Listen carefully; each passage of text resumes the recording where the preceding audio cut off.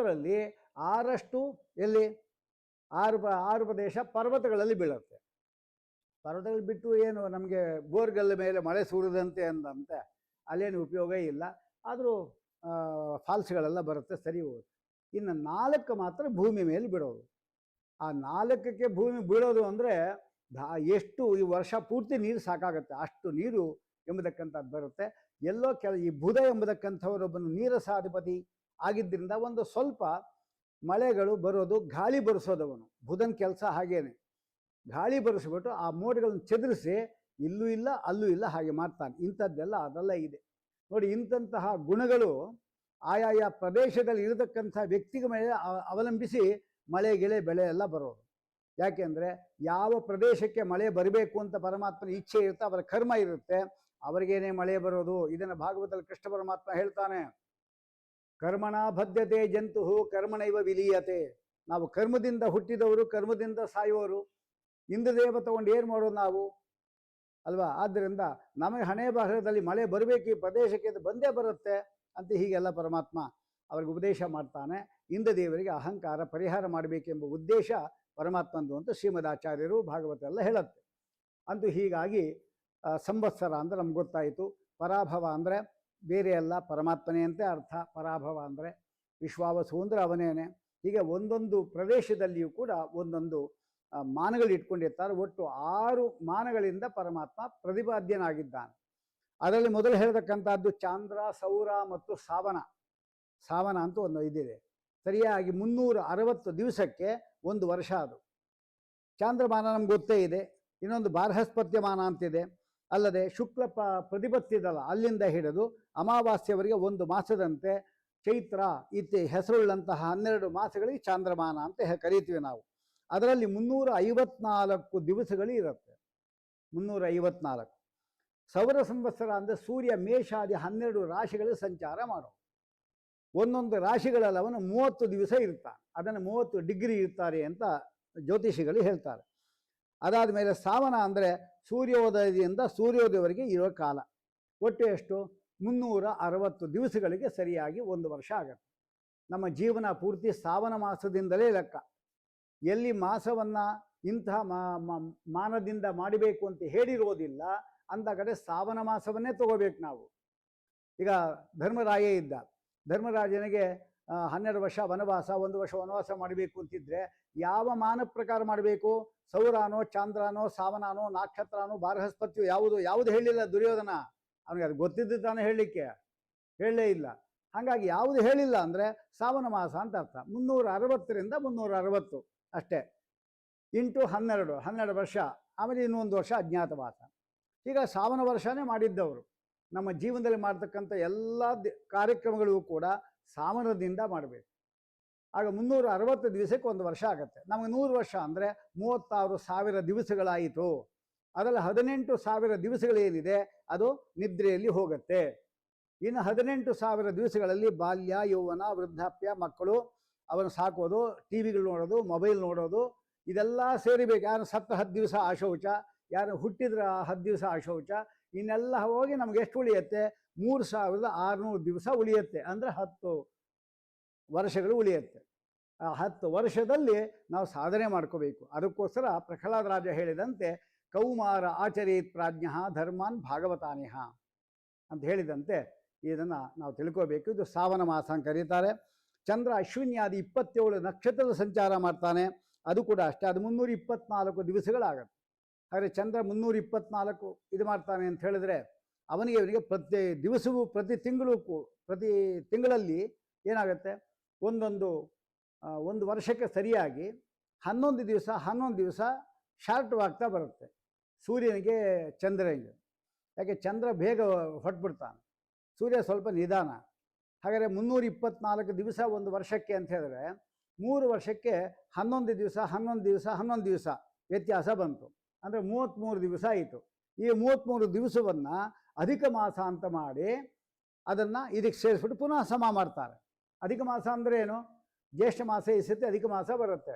ಅದರಲ್ಲಿ ಮೊದಲು ಶುಕ್ಲ ಪಕ್ಷ 15 ದಿವಸ 1 ತಿಂಗಳು, ಉಳಿದಿದ್ದ 15 ದಿವಸ 1 ತಿಂಗಳು. ಅಂದರೆ 15 ದಿವಸ ಸರಿಯಾಗಿ ನಾವು ದಾನ ಧರ್ಮಗಳಾದರೂ ಮಾಡಿವೆ ಅಂದರೆ 1 ತಿಂಗಳು ಮಾಡಿರ್ತಕ್ಕಂಥ ಪುಣ್ಯ ಕೊಡ್ತಾನೆ. ಇತ್ಯಾದಿಗಳೆಲ್ಲ ಅಲ್ಲಿ ಫಲ ಎಂಬತಕ್ಕಂಥದ್ದಿದೆ. ಇದೆಲ್ಲವೂ ನಾವು ತಿಳ್ಕೋಬೇಕು. ಹೀಗಾಗಿ ಬಾರ್ಹಸ್ಪತ್ಯಮಾನ ಅಂತಿದೆ. ಬೃಹಸ್ಪತ್ಯಾಚಾರ್ಯರಿದ್ದಾರೆ. ಅವರು 12 ರಾಶಿಗಳಲ್ಲಿ ಸಂಚಾರ ಮಾಡ್ತಾರೆ. 12 ರಾಶಿಗಳಲ್ಲೂ ಸಂಚಾರ ಮಾಡ್ತಾರೆ. ಒಂದೊಂದು ರಾಶಿಯಲ್ಲಿ ಒಂದೊಂದು ವರ್ಷ ಇರ್ತಾರೆ. ಈಗ ಅವರು ಮಿಥುನದಲ್ಲಿ ಇದ್ದಾರೆ, ಮುಂದೆ ಕಡಗಕ್ಕೆ ಬರ್ತಾರೆ, ಕಡಗ ಸ್ವಲ್ಪ ದಿವಸ ಪುನಃ ಮಿಥುನಕ್ಕೆ ಹೋಗ್ತಾರೆ. ಹೀಗೆಲ್ಲ ಇದೆ. ಅದು ಅವರ ಉಚ್ಚ ರಾಶಿ, ಕಟಕ ಎಂಬುದು ಉಚ್ಚ ರಾಶಿ. ಆದ್ದರಿಂದ ಅಲ್ಲಿ ಗುರು ಇದ್ದವ್ರಿಗೆಲ್ಲ ಒಳ್ಳೆ ರೀತಿಯಾದ ಅನುಕೂಲಗಳು, ದಾನ ಧರ್ಮಗಳು ಇದೆಲ್ಲ ಉಂಟಾಗತ್ತೆ. ಅದೆಲ್ಲ ಅವರವರ ಅನುಭವಕ್ಕೆ ಬರುತ್ತೆ ಅಂತ ನಾವು ಅರ್ಥ ಮಾಡ್ಕೋಬೇಕು. ಇಷ್ಟಿದೆ.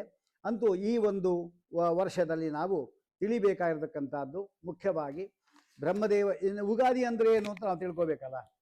ಯುಗಾದಿನೋ ಉಗಾದಿನೋ, ಯುಗಾದಿ ಎಂಬುದರ ತದ್ಭವ ಶಬ್ದ ಉಗಾದಿ. ತೆಲುಗಿನಲ್ಲಿ ಉಗಾದಿ ಅಂತ ಕರೆಯೋದು, ಉಗಾದಿ ಅಂತ. ನಾವು ಉಗಾದಿ ಅಂತ ಕರೆಯೋದು, ಆದರೆ ಯುಗಾದಿ ಅಂತ ಅದಕ್ಕೆ ಹೆಸರು. ಯುಗ ಅಂದರೆ, ಯುಗ ಯಾರು? ಯುಗಾಧಿಕೃತ್ ಯುಗ ಬರ್ತೋ ನೋಡಿ, ಅಲ್ಲಿ ಕೂಡ ಅವನೇ ವಿಠಾಸ್ವಾಮಿ ಎಲ್ಲ ಇರ್ತಾರೆ. ಯುಗಾಧಿಕೃತ್, ಯುಗಾದಿಯನ್ನು ಮಾಡಿದವನು. ಹಾಗೆ ಯುಗಾದಿಯನ್ನು ಕೃತ್ ಅಂತ ಕೃಂತತಿ, ಮುಗಿಸಿದವನು. ವಿಶ್ವಾವಸು ಯುಗಾದಿ ಬಂದಿತ್ತು, ಅದನ್ನು ಮುಗಿಸ್ದ, ಈಗ ಹೊದ್ದು ಶುರು ಮಾಡ್ದ. ಅದಕ್ಕೆ ಕೃತ್ ಅನ್ಲಿಕ್ಕೆ 2 ಅರ್ಥ. ಯುಗಾದಿಯನ್ನು ಉಂಟು ಮಾಡುವವನು ಅವನೇ, ಯುಗಾದಿಯನ್ನು ಪೂರ್ತಿ ಮಾಡುವವನು ಅವನೇ. ಈಗ ಅಷ್ಟು ಯುಗಾದಿ ಅಲ್ಲ, ಅದು ಯುಗ ಅಂತ್ಯ. ಇದು ಸಂವತ್ಸರ ಮುಗೀತಲ್ವಾ? ಸಂವತ್ಸರ ಮುಗೀತು, ಆದರೆ ಆದಿ ಅಂತ ಇದ್ದೀವಿ. ವಸ್ತುತ ಯುಗಾದಿ 4 ಇದೆ. ಕೃತಯುಗಾದಿ, ತ್ರೇತಾಯುಗಾದಿ, ದ್ವಾಪರ ಯುಗಾದಿ, ಕಲಿಯುಗಾದಿ. ಇದ್ಯಾವುದು ಚೈತ್ರ ಮಾಸದ್ದಲ್ಲ. ಮತ್ತು ಯುಗ ಅಂದರೆ ಯುಗ್ಮ. ಯುಗ್ಮ ಅಂದರೆ ಏನು? 2 ಅಂತ ಅರ್ಥ ಅಲ್ವಾ? ಯುಗ ಅಂದರೆ ಯಾವುದು 2? ಈ ಚೈತ್ರ ಮತ್ತು ವೈಶಾಖ 2 ಕೂಡ ವಸಂತ ಋತುವಿನಲ್ಲಿ 2 ತಿಂಗಳಿರುತ್ತೆ. ಅದ್ರಲ್ಲಿ ಮೊದಲನೇದು ಯಾವುದಿದು? ಚೈತ್ರ. ಆ ಚೈತ್ರ ಅಂತ ಹೇಳೋಕ್ಕೆ ಲಕ್ಷಣ ಯುಗಾದಿ ಅಂತ ಹೇಳೋದು. ಯುಗಗಳಲ್ಲಿ, ಜೋಡಿಗಳಲ್ಲಿ ಒಂದು ಮೊದಲನೇದು ಯಾವುದು? ಚೈತ್ರ ಮಾಸ. ಇದು ಚೈತ್ರ ಅಂತ ಹೇಳೋದು. ಚೈತ್ರ ಮಾಸ ಅಂತ ಯಾಕೆ ಹೆಸರು ಅಂದರೆ, ಚತುರ್ದಶಿ ಅಂದರೆ ಈ ತಿಂಗಳ ಪೌರ್ಣಿಮೆ ಇದಲ್ಲ, ಅದರ ಹಿಂದಿನ ದಿವಸ ಯಾವುದು? ಚತುರ್ದಶಿ. ಆಮೇಲೆ ಪೌರ್ಣಿಮೆ ಅಥವಾ ಪಾಡ್ಯ. ಈ 3 ದಿವಸದಲ್ಲಿ ಚಿತ್ತಾ ನಕ್ಷತ್ರ ಇದ್ದೇ ಇರುತ್ತೆ. ಪಂಚಾಂಗ ನೋಡಿ. ವೈಶಾಖ ಮಾಸ ಅಂದರೆ ಚತುರ್ದಶಿ ಅಥವಾ ಪೌರ್ಣಿಮೆ ಅಥವಾ ಪಾಡ್ಯ. ಈ 3 ದಿವಸದಲ್ಲಿ ವಿಶಾಖ ನಕ್ಷತ್ರ ಇರುತ್ತೆ. ಹಾಗೆ ಭಾದ್ರಪದ ಮಾಸ ಅಂದರೆ ಪೂರ್ವಭಾದ ಉತ್ತರಾಭಾದ ಯಾವುದೋ ಇದ್ದೇ ಇರುತ್ತೆ. ಹಾಗೆ ಅರ್ಥ ಅದು. ಆದ್ದರಿಂದ ಇಂತಹ ಒಂದು ಮಾಸಗಳೇನಿದೆ ಅದರಲ್ಲಿ ಪರಮಾತ್ಮನು ಮಾಸ ನಿಯಾಮಕನಾಗಿ 1 ತಿಂಗಳು ಪೂರ್ತಿ ಇರ್ತಾನೆ. ಮಾಸ ನಿಯಾಮಕನಾಗಿ ಚೈತ್ರ ಮಾಸದಲ್ಲಿ ಒಂದು ಪರಮಾತ್ಮ ಒಂದು ರೂಪದಲ್ಲಿ ಇರ್ತಾನೆ. ಫಾಲ್ಗುಣ ಮಾಸದಲ್ಲಿ ಒಂದು, ಆಮೇಲೆ ಕಾರ್ತಿಕ ಮಾಸದಲ್ಲಿ ಕಾರ್ತಿಕ ದಾಮೋದರ ಎಂಬತಕ್ಕಂಥ ಹೆಸರಿಂದ ಪರಮಾತ್ಮ ಇರ್ತಾನೆ. ಇದನ್ನು ತಿಳ್ಕೊಂಡು ನಾವು ಮಾಡಿದಾಗ ಆ ತಿಂಗಳು ಮಾಡಿರ್ತಕ್ಕಂಥ, ಆ ವರ್ಷ ಮಾಡಿರ್ತಕ್ಕಂಥ ಅಷ್ಟು ಕರ್ಮಗಳ ಫಲ ಎಂಬತಕ್ಕಂಥದ್ದು ಆ ಪರಮಾತ್ಮನಿಗೆ ಸೇರುತ್ತೆ. ನಾವು ಮಾಡಬೇಕಾಗಿದ್ದಷ್ಟು ಕರ್ಮ ಮಾಡಿಬಿಟ್ರೆ ಪ್ರಯೋಜನ ಇಲ್ಲ. ಆ ಕರ್ಮವನ್ನು ಆ ಕರ್ಮ ಅಧಿದೇವತೆಯಾದ ಪರಮಾತ್ಮನಿಗೆ ಅರ್ಪಣೆ ಮಾಡಬೇಕು. ಪರೀಕ್ಷೆಯಲ್ಲಿ ಚೆನ್ನಾಗಿ ಬರೆದುಬಿಟ್ಟು ಪೇಪರ್ ಮನೆಗೆ ತಂದುಬಿಟ್ರೆ, ಪರೀಕ್ಷೆ ಚೆನ್ನಾಗಿ ಬರೆದು ಮನೆಗೆ ತಂದುಬಿಟ್ರೆ ಫಲ ಶೂನ್ಯ, ಏನಿಲ್ಲ, ಫಲ ಸಿಗೋದೇ ಇಲ್ಲ. ಆ ಪತ್ರಿಕೆಯನ್ನು ಅಲ್ಲೇ ಕೊಟ್ಟು ಬರಬೇಕು. ಹಾಗೆ ಎಲ್ಲ ಕರ್ಮಗಳನ್ನು ಮಾಡಿ ಸ್ವಾಮಿ ನೀ ಪ್ರೀತನಾಗು ಅಂತ ನಾವು ಹೇಳಿಲ್ಲ ಅಂತ ಹೇಳಿದ್ರೆ ಇದಾದ. ಅದಕ್ಕೆ ನಾವು ಕೃಷ್ಣಾರ್ಪಣಕ್ಕೆ ಭಾರಿ ವಿಶೇಷ. ಅರ್ಜುನ ಇದ್ದಾನಲ್ಲ, ಅವನು ಕರ್ಮವನ್ನು ಶುರು ಮಾಡುವಾಗಲೇ ಗಲಾಟೆ ಮಾಡದ. ಕರ್ಮ ಶುರು ಮಾಡುವಾಗಲೇ ಅರ್ಜುನ ಇದ್ದಾನಲ್ಲ ಅವನು, ಅಂದರೆ ನಾನೇ ಕೊಲ್ಲೋದು, ನಂದೇ ಇದೆಲ್ಲ, ಅವರು ದುಃಖ ಪಡ್ತಾರೆ, ಆದರೆ ನಂಗೆ ನೋಡ್ಲಿಕ್ಕಾಗಲ್ಲ, ನಾ ಯುದ್ಧ ಮಾಡೋದನ್ನು ಶುರು ಮಾಡ್ದ. ಕೃಷ್ಣ ಪರಮಾತ್ಮ ಗೀತಾ ಉಪದೇಶ ಮಾಡ್ದ. ಧರ್ಮರಾಜ ಇದ್ದಲ್ಲ, ಮಹಾಭಾರತ ಯುದ್ಧ ಎಲ್ಲ ಮುಗೀತು, ನಾನೇ ಎಲ್ಲರೂ ಕೊಂದು ಹಾಕಿದ್ದು. ಅವನಿಗೇನು ಉಪದೇಶ ಮಾಡಿಲ್ವಲ್ಲ ಕೃಷ್ಣ, ನಾನೇ ಎಲ್ಲರನ್ನು ಕೊಂದಿದ್ದು, ನಂಗೆ ಪಾಪ ಬಂದಿದೆ, ಅದಕ್ಕೆ ನಾನು ಪ್ರಾಯೋಪವೇಶ ಮಾಡ್ತೇನೆ ಅಂತ ಹೇಳ್ದ. ಮೊದಲು ಕೃಷ್ಣಾರ್ಪಣ ಅಂತ ಅರ್ಜುನ ಹೇಳಿಲ್ಲ, ಕಡೆ ಕೃಷ್ಣಾರ್ಪಣ ಅಂತ ಧರ್ಮರಾಜ ಹೇಳಿಲ್ಲ. ಇಬ್ಬರಿಗೂ ಕೂಡ ಪರಮಾತ್ಮ ಉಪದೇಶ ಮಾಡಿದ, ತತ್ವೋಪದೇಶವನ್ನು ಕೊಟ್ಟ. ಅದಕ್ಕೆ ನಮಗೇನು ಪಾಠ? ಮಾಡಿದ್ದೆಲ್ಲ ಕರ್ಮವನ್ನು ಅಷ್ಟೇ ಕೈಲಿ ನೀರು ಹಾಕ್ಕೊಂಡು ಪ್ರತ್ಯಾತ ನಾಮೋಕ್ತ್ಯ ಅಂಥೇಳಿ ಆ ಪರಮಾತ್ಮನಿಗೆ ಅರ್ಪಣೆ ಮಾಡಿ, ಅಕ್ಷಯಂ ಕರ್ಮ ಯಸ್ಮಿನ್ ಪರೇ ಸ್ವರ್ಪಿತಂ, ಪರಮಾತ್ಮನಲ್ಲಿ ಭಕ್ತಿಯಿಂದ ಅರ್ಪಣೆ ಮಾಡಿದ್ವಿ ಅಂದರೆ ಅಕ್ಷಯ ಆಗುತ್ತೆ ಫಲ. ಅದು ಯಾವುದೇ ಇರಲಿ ಅದು. ಅದಕ್ಕೋಸ್ಕರವಾಗಿ ನಾವು ಇದನ್ನು ಕೂಡ ಗಮನ ಇಟ್ಕೋಬೇಕು ಅಂತ. ಯುಗಾಧಿಕೃತ್ ಯುಗಾವರ್ತೋ, ಯುಗಗಳನ್ನು ಆವೃತ್ತಿ ಮಾಡುವುದು ಅವನೇ.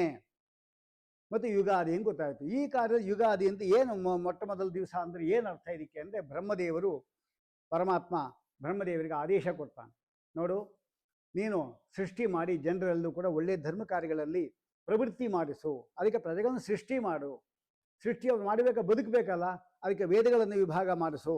ವೇದಗಳೆಲ್ಲ 4 ಮುಖದಿಂದ ಋಗ್ವೇದ ಯಜುರ್ವೇದ ಬಂದಿದ್ದು ಬ್ರಹ್ಮದೇವರ ಮುಖಗಳಿಂದ ಬಂದಿದ್ದು. ಹಾಗೆ ಕರ್ಮಗಳು, ಅಗ್ನಿಷ್ಠೋಮ ಇತ್ಯಾದಿಗಳು, ಆಶ್ರಮಗಳು, ವರ್ಣಗಳು, ಜಾತಿ ವರ್ಣ ಅಂದರೆ ಇದೆಲ್ಲವನ್ನು ಸೃಷ್ಟಿ ಮಾಡು ಎಂಬುದಾಗಿ ಪರಮಾತ್ಮ ಹೇಳ್ದ. ಎಲ್ಲ ಹಾಗೆ ಅಲ್ಲಿ ಸೃಷ್ಟಿ ಮಾಡಿ ದೇವತೆಗಳನ್ನು ಸೃಷ್ಟಿ ಮಾಡ್ದ.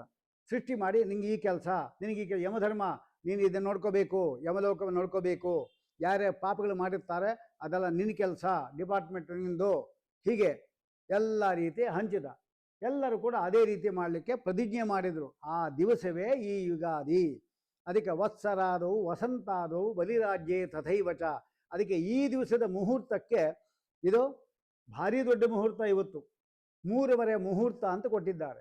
3:15 ಮುಹೂರ್ತ ಅಂದರೆ ಆ 3:15 ಮುಹೂರ್ತದಲ್ಲಿ ನಾವು ಯಾವುದು ನೋಡಬೇಕಾಗಿಲ್ಲ. ಅಂದರೆ ಪಂಚಾಂಗ ನೋಡಬೇಕಾಗಿಲ್ಲ, ಪಂಚಾಂಗ ಶುದ್ಧಿ ಬೇಡ. ಪಂಚಾಂಗ ಅಂದರೆ ಏನು? ತಿಥಿ ವಾರ ನಕ್ಷತ್ರ ಯೋಗ ಕರಣ.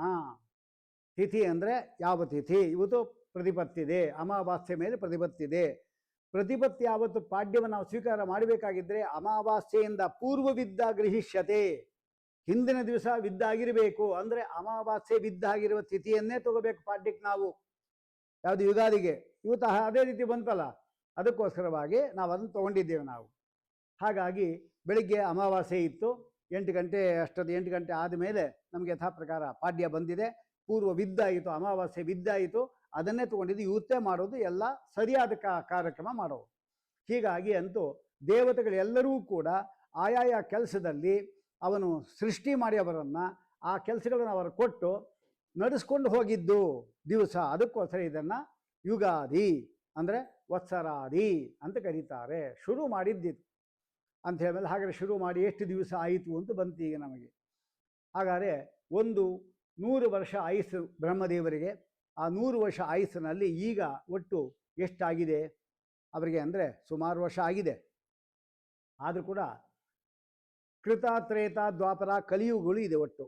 ಇದನ್ನು 1000 ಬಾರಿ ಸುತ್ತಬೇಕದು. ಕೃತ, ತ್ರೇತ, ದ್ವಾಪರ, ಕಲಿಯುಗಗಳು ಅಂದರೆ ಎಷ್ಟಾಯಿತು? ಕಲಿಯುಗ ಅಂದರೆ 4,32,000 ಕಲಿಯುಗ ಅಂದರೆ ನಮ್ಮ ಪ್ರಕಾರವೇ ಅದು. ಮಾನವ ರೀತ್ಯಾನೇ ಎಷ್ಟು? 4,32,000. ಇದರ ಡಬ್ಬಲ್ಲು 8,64,000 ದ್ವಾಪರ. ಇದು ಅದೇ ಎರಡು ಮಾಡಬೇಕು. 12,96,000 ತ್ರೇತಾಯುಗ. ಅದು 17,28,000 ಯಾವುದು? ಕೃತಯುಗ. 17,28,000 ಹಾಗೆ 12,96,000. ಅದಾದ ಮೇಲೆ 8,64,000, 4,32,000 ಅಷ್ಟು ಸೇರಿಸಿದರೆ 43,20,000 ವರ್ಷ ಬಂತು. ಇದಕ್ಕೆ ಒಂದು ಮಹಾಯುಗ ಅಂತಾಯಿತು. ಇಂಥದ್ದು 1000 ಆಗಬೇಕು. ಅದು ಬ್ರಹ್ಮದೇವರಿಗೆ ಒಂದು ಹಗಲು. ಅಂದರೆ 1000 ಅಂದರೆ ಎಷ್ಟಿದೆ? 0 ಇಲ್ಲಿ 43 ಲಕ್ಷ ಅಲ್ವಾ ಇರೋದು?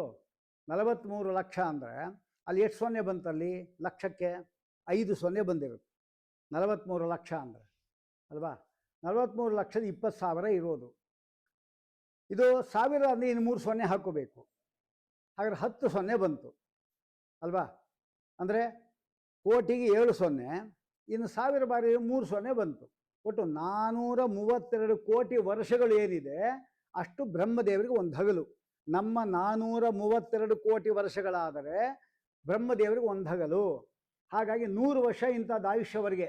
ಇದಕ್ಕೆ ಪರಕಾಲ ಅಂತ ಹೇಳ್ತಾರೆ. ಅದರಲ್ಲಿ ಪರಾರ್ಧ ಮುಗೀತು. ಅಂದರೆ 50 ವರ್ಷ ತಪಸ್ಸಿನಲ್ಲೇ ಕಳೆದುಬಿಟ್ರು ಅವರು. 51ನೇ ವರ್ಷಕ್ಕೆ ಶ್ವೇತವರಾಹ, ಬಿಳಿ ಹಂದಿಯ ವೇಷ ಹಾಕ್ಕೊಂಡು ಪರಮಾತ್ಮ ಬಂದು ಕಾಣಿಸ್ಕೊಂಡು ಹಿರಣ್ಯಾಕ್ಷನನ್ನು ಕೊಂದಾಗ್ದ, ಆದಿ ಹಿರಣ್ಯಾಕ್ಷನನ್ನು. ಅದಕ್ಕೆ ಶ್ವೇತವರಾಹ ಕಲ್ಪ ಅಂತ. ಕಲ್ಪ ಅಂದರೆ ಬ್ರಹ್ಮದೇವರ ಹಗಲಿಗೆ ಹೇಳ್ತಾರೆ, ದಿವಸಕ್ಕೆ.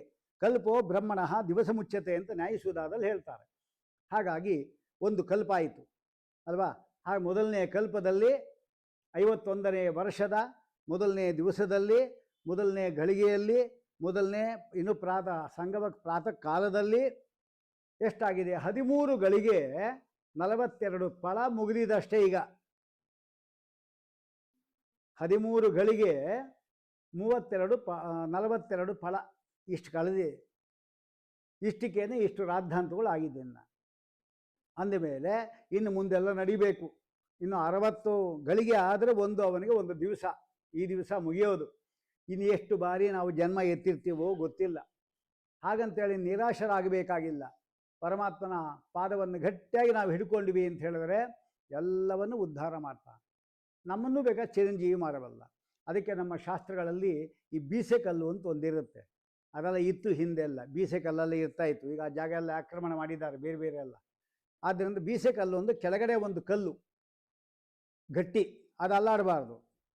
ಆ ಕಲ್ಲು ಅಲ್ಲಾಡಬಾರ್ದು, ಮೇಲಿದ್ದು ಮಾತ್ರ ಅಲ್ಲಾಡಬೇಕು ಅಲ್ವಾ. ಅದು ಕೆಳಗಡೆ ಗಟ್ಟಿಯಾಗಿ ಕೂತಿರುತ್ತೆ. ಅದಕ್ಕೊಂದು ಸಣ್ಣ ಒಂದು ಗೂಟ ಇರುತ್ತೆ. ಆ ಗೂಟದ ಮಧ್ಯದಲ್ಲಿ ಇನ್ನೊಂದು ತಿರುಗೋದಿರುತ್ತೆ. ಅದಕ್ಕೆ 2 ಕಿವಿ ಬೇರೆ ಕೊಟ್ಟಿರ್ತಾರೆ. ಅಂದರೆ ಏನು, ದಕ್ಷಿಣಾಯನ ಉತ್ತರಾಯಣ. ಯಾವುದು ಬೀಸೆಕಲ್ಲ ಹೇಳ್ತಾ ಇರೋದು, 2 ಕಿವಿಗಳು ದಕ್ಷಿಣಾಯನ ಉತ್ತರಾಯಣ. ಅದಕ್ಕೆ ಆ ಗೂಟ ಹಾಕ್ಬಿಟ್ಟು ತಿರುಗಿಸ್ತಾರೆ ಹಿಂಗೆ. ಅಂದರೆ ಯಾರು ತಿರುಗಿಸೋದು ಯಾರು? ಶುಂಶುಮಾರು ರೂಪಿಯಾದ ಪರಮಾತ್ಮ ತಿರುಗಿಸೋದು. ಮತ್ತು ಧಾನ್ಯಗಳು ಬೇಕಲ್ಲ, ಬ್ರಹ್ಮ ವಿಷ್ಣು ಬಿಟ್ಬಿಡಿ, ಬ್ರಹ್ಮ ರುದ್ರ ಹೇಳ್ತೀವಲ್ಲ, ಬ್ರಹ್ಮ ವಾಯು ಗಿರೀಶ ಎಲ್ಲರೂ ಕೂಡ ಧಾನ್ಯಗಳು. ಒಬ್ಬರು ಗೋಧಿ, ಒಬ್ಬರು ಅಕ್ಕಿ, ಒಬ್ಬರು ಬೇಳೆ, ಹೀಗೆ ಹಿಟ್ಟುಗಳು ಎಲ್ಲರೂ ಕೂಡ ಆ ಮೇಲಿದ್ದೇನೆ ಅದು ಕಾಲಚಕ್ರ. ಅದು ಕಾಲಚಕ್ರಕ್ಕೆ ತಿರುಗಿ ಎಲ್ಲ ಪುಡಿ ಆಗೋದ್ರು. ಬ್ರಹ್ಮನು ಕೂಡ ಹೋದ. ಯಸ್ಯ ಬ್ರಹ್ಮಜ ಕ್ಷತ್ರಂಚ ಉಭೇ ಭವತಿ ಓದನಃ. ಎಲ್ಲ ಊಟ ಮಾಡಿಬಿಟ್ಟ ಪರಮಾತ್ಮ ಬ್ರಹ್ಮಾದಿ ದೇವತೆಗಳನ್ನು. ಕಡೆಗೆ ಆಯಿತು. ಆದರೆ ಆ ಸಣ್ಣ ಗೂಟ ಇತ್ತಲ್ಲ, ಮಧ್ಯದಲ್ಲಿ ಒಂದು ಗೂಟ ಇತ್ತಲ್ಲ ಕೆಳಗಡೆ ಕಲ್ಲಿಗೆ, ಅದು ಅಲ್ಲಾಡೋದಿಲ್ಲ. ಅದ್ಯಾವುದು? ಬ್ರಹ್ಮಾಂಡ. ಅದು ಕೆಳಗಿನ ಕಲ್ಲು ಬ್ರಹ್ಮಾಂಡ, ಮೇಲಿನದ್ದು ಕಾಲದ ಚಕ್ರ. ಆ ಗೂಟದ ಕಾಲದ ಚಕ್ರಕ್ಕೆ ಸಿಕ್ಕಾಕೊಳ್ಳೋರು ಯಾರು? ಎಲ್ಲ ಧಾನ್ಯಗಳು. ಹಾಗೆ ಬ್ರಹ್ಮ ರುದ್ರ ಇಂದ್ರ ಎಲ್ಲರೂ ಪುಡಿ ಆಗೋದ್ರು. ಆದರೆ ಸಪ್ತ ಚಿರಂಜೀವಿಗಳು ಕೆಲವರೆಲ್ಲ ಹಾಗೆ ಇದ್ದಾರೆ. ಅವ್ರು ಯಾಕೆ ಹಾಗೆ ಉಳಿದು ಬಿಟ್ರು ಅಂತ ಪ್ರಶ್ನೆ ಬಂದ. ಆ ಸಣ್ಣ ಗೂಟ ಅಂದರೆ ಪರಮಾತ್ಮ. ಆ ಸಣ್ಣ ಗೂಟ ಅಂದರೆ ಪರಮಾತ್ಮ. ಆ ಗೂಟದ ಸುತ್ತಲೂ ಮಾತ್ರ ಇರತಕ್ಕಂಥ ಧಾನ್ಯಗಳು ಪುಡಿ ಆಗಲ್ಲ. ಅಂದರೆ ಪರಮಾತ್ಮನ ಪಾದದಲ್ಲಿ ಯಾರು ಆಸಕ್ತರಾಗಿದ್ದಾರೆ ಆ ವ್ಯಕ್ತಿಗಳಿಗೆ ಯಾವತ್ತೂ ಕೂಡ ಪರಮಾತ್ಮನಿಂದ ಭಯ ಬರೋದಿಲ್ಲ, ಯಾರಿಂದ ಭಯ ಬರಲಿಕ್ಕೂ ಬಿಡೋದಿಲ್ಲ. ಅವರು ಚಿರಂಜೀವಿಗಳಾಗಿರ್ತಾರೆ. ಆದರೆ ಪರಮಾತ್ಮನ ಪಾದ ಗಟ್ಟಿಯಾಗಿಡಿರಿ. ಆ ಬೀಸೆಕಲ್ ತೋರಿಸೋದು ಕೂಡ ನಮ್ಮಲ್ಲಿ ಪರಮಾತ್ಮನನ್ನೇ ತೋರಿಸೋದು. ಅಂತಹ ಈ ವಸ್ತುಗಳನ್ನೇ ಮಾಡಿದ್ದಾರೆ ಹಿಂದಿನವರು. ಈಗೆಲ್ಲ ಅಂಥ ವಸ್ತುಗಳು ಯಾವುದು ಕಲ್ಪನೆ ಬರಲ್ಲ ನಮಗೆ ಅಲ್ವಾ. ತುಂಬ ಕಷ್ಟ. ಅದು ಹಿಂಗೆ ಬೀಸಬೇಕಾಗಿತ್ತು. ಏನಾಗ್ತಾಯಿತ್ತು, ಒಳ್ಳೆ ಬೆನ್ನಿಗೆಲ್ಲ ವ್ಯಾಯಾಮ ಆಯಿತು. ಈಗ ಅಂಥ ವ್ಯಾಯಾಮ ಸಿಗೋದೇ ಇಲ್ಲ. ತಿರ್ಗಿ ಅಲ್ಲಿ ಹೋಗಬೇಕು ಪಾರ್ಕ್ಗೆ, ಅಲ್ಲಿ ಹೀಗೆ ಅಂತ ಕೂತಿರ್ಬೇಕು, ನೋಡಿದ್ರೆ ಹುಚ್ಚ ಅನ್ಕೋಬೇಕು ಯಾರನ್ನ. ಹಾಗೆ ಅಂಥ ಸ್ಥಿತಿ. ಇದೆಲ್ಲ ಏನಿದು? ನಮ್ಮ ವೈಪರೀತ್ಯಗಳು. ಇದೆಲ್ಲ ನಮ್ಮ ಶಾಸ್ತ್ರೋಕ್ತವಾದ ರೀತಿಯಲ್ಲಿ ಹೇಳಿದರೆ ನಮಗೇನು ತೊಂದರೆ ಆಗೋದಿಲ್ಲ. ಇದು ಯಾರಿಗೆ ಗೊತ್ತಿಲ್ಲ, ಏನು ಮಾಡೋದು. ಹಾಗಾಯಿತು. ಅಂತೂ ಕಾಲನಿಯಾಮಕನಾದ ಪರಮಾತ್ಮನ ವಿಶೇಷ ಇಷ್ಟು ಬಂತು. ಹಾಗಾಗಿ ಈಗ ನಮಗೆ ಒಟ್ಟು ಎಷ್ಟು ಅವಧಿಗಳು ಮುಗಿದಿದೆ? ಗತ ಕಲಿವರ್ಷಗಳು ಅಂದರೆ ಕಲಿಯುಗದಲ್ಲಿ ಪ್ರಾರಂಭವಾಗಿ ಎಷ್ಟು ವರ್ಷ ಆಯಿತು? 5124 ವರ್ಷ ಆಯಿತು. 5124 ವರ್ಷ ಮುಗಿದಿದೆ ಅಷ್ಟೇ. ಎಷ್ಟಿರೋದು ಕಲಿಯುಗದಲ್ಲಿ ಅವಧಿ? 4,32,000.